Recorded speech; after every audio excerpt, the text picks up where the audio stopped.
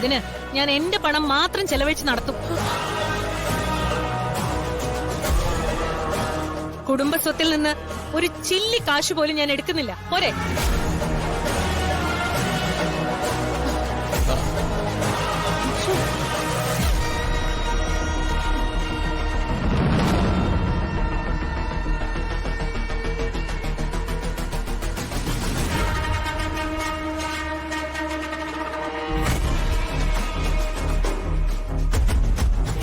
പൂർണിമേ, മോളെ,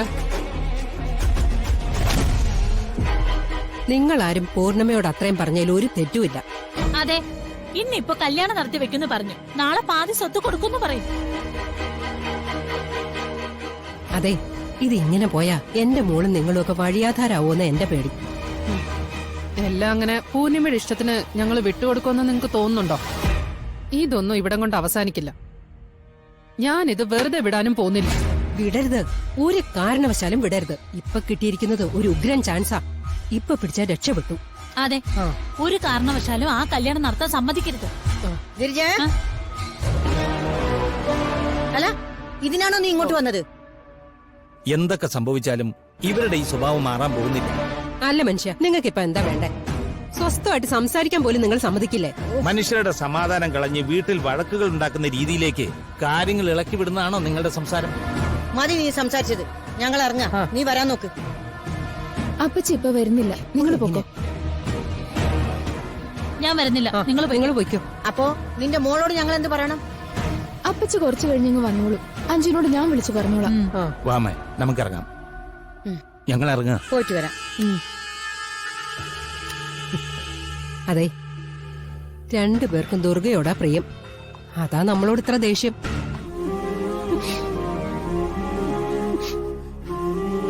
പൂർണിമേ, എണീക്കണ്ട. സോറി മോളെ. എന്തിനാ ചെറിയ എന്നോട് ഇങ്ങനെ സോറി പറയുന്നേ? അല്ല മോളെ, നീ സഹിക്കുന്നതും വേദനിക്കുന്നതും എല്ലാം എനിക്ക് വേണ്ടിയാണെന്ന് എനിക്ക് നന്നായിട്ട് അറിയാം. പക്ഷെ എന്നിട്ടും എനിക്ക് നിന്നെ ഒരു രീതിയിലും സപ്പോർട്ട് ചെയ്യാൻ പറ്റുന്നില്ലല്ലോ മോളെ. എല്ലാം കേട്ടു നിൽക്കാനല്ലേ എനിക്ക് പറ്റുന്നുള്ളൂ. അതോർക്കുമ്പോ എനിക്ക് എന്നോട് തന്നെ പുച്ഛം തോന്നുക. ഒരു പെൺകുട്ടിക്ക് ഒരു പ്രശ്നം വന്നാ അവളെ സപ്പോർട്ട് ചെയ്യേണ്ടതും കൂടെ നിർത്തേണ്ടതും അച്ഛനാണ്. പക്ഷേ ഇവിടെ അച്ഛന്റെ പ്രശ്നങ്ങൾക്ക് വേണ്ടി മകള് കഷ്ടപ്പെടുക. പ്രശ്നം ആരുടെ ആയാലും അത് പരിഹരിക്കല്ലേ ചെറിയ നമ്മൾ ചെയ്യേണ്ടത്. എനിക്ക് വേണ്ടതും ഞാൻ ആഗ്രഹിക്കുന്നതും ഈ കുടുംബത്തിന്റെ സന്തോഷവും സമാധാനവും മാത്രമാണ്. നമ്മുടെ ഈ കുടുംബത്തിന്റെ പേരിനോ പ്രശസ്തിക്കോ ഒരു കോട്ടം വരരുത്. അതിനു വേണ്ടിയാ ഞാൻ ഈ കഷ്ടപ്പെടുന്നത് മുഴുവനും.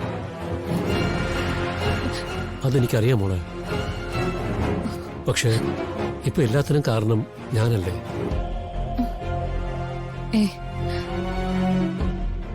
അങ്ങനെയൊന്നും കരുതണ്ട ചെറിയ. എങ്ങനെയെങ്കിലും ഈ പ്രശ്നം പരിഹരിക്കണം. അവരെ ഈ വീട്ടിൽ നിന്നും പറഞ്ഞു വിടാനാ ഞാനും നോക്കുന്നത്. പക്ഷെ അത് ഇലയ്ക്കും മുള്ളിനും കേടില്ലാതെ വേണം. അതുകൊണ്ടാ ഞാൻ ഈ കഷ്ടപ്പെടുന്നൊക്കെ. അത് എനിക്കറിയാം മോളെ. പറയുന്നവർ പറയട്ടെ, നീ അതൊന്നും കാര്യമാക്കണ്ട.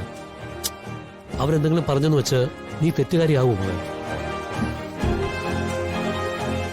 നിന്നെ എനിക്ക് അറിഞ്ഞൂടെ? എനിക്ക് വേണ്ടി ഏതൊക്കെ ചെയ്യുന്നതെന്നും എനിക്കറിയാം.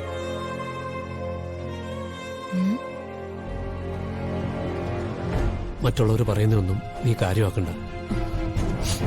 പിന്നെ നിന്റെ ചെറിയമ്മ, അവളൊരു വാ പോയ കോടാലിയാ.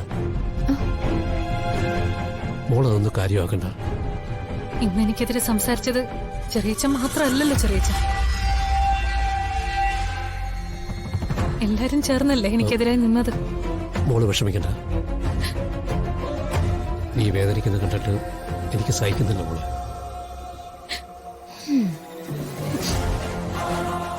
എന്നെ ഓർത്ത് മോളത് മനസ്സിൽ നിന്ന് കളയണം പ്ലീസ്.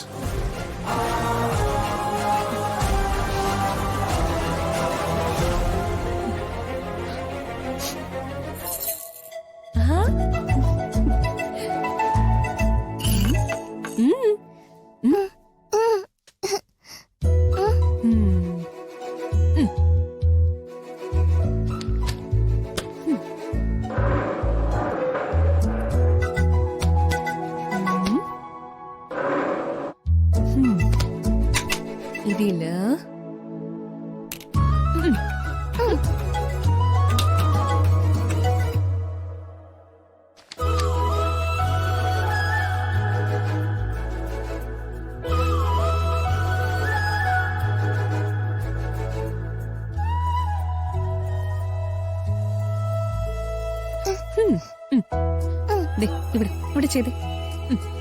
ഓക്കെ മതി. ഇനി നമുക്ക് പഠിക്കാം. വാ, ഇതിലുള്ളത് പഠിക്കാം. നോക്കി,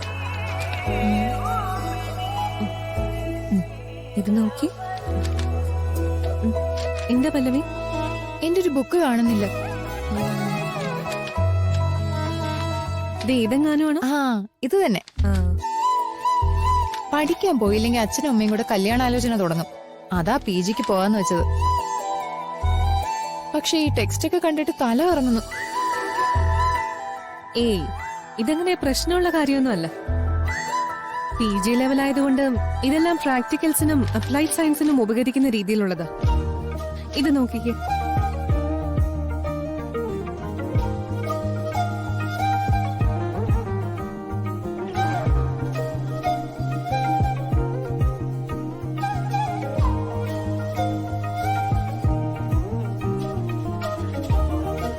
ദുർഗേച്ചി ധോനിമോളെ പോലുള്ള കുട്ടികളെ പഠിപ്പിക്കുന്ന ആളല്ലേ?